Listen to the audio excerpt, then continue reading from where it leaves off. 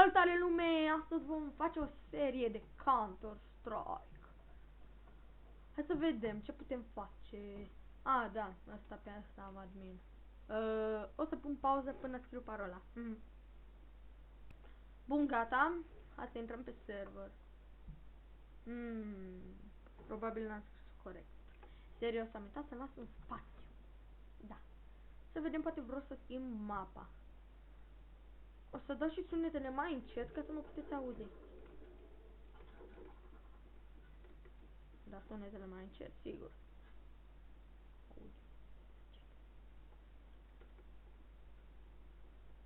Puțin lag. Front counter. Da. Prindem FPS-uri. Ia stați un pic, că dau un pic pauză. Gata, am terminat, l-am bătut pe 1. Frumos! Ce frumos a fost. Da, sunt admin. O să vă dau serverul în descriere.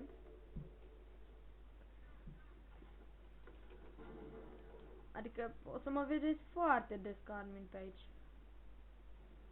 Doar dacă nu se decide că să-mi dea remove.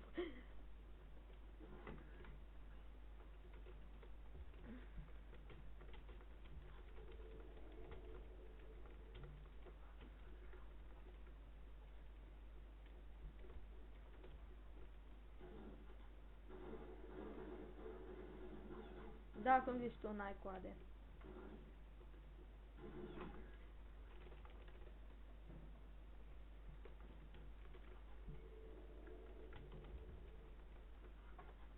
Pfa!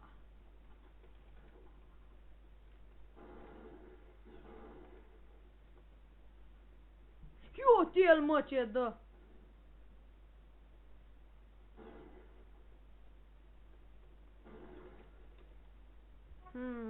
Ia, lasă. Ia. Hai să mergem.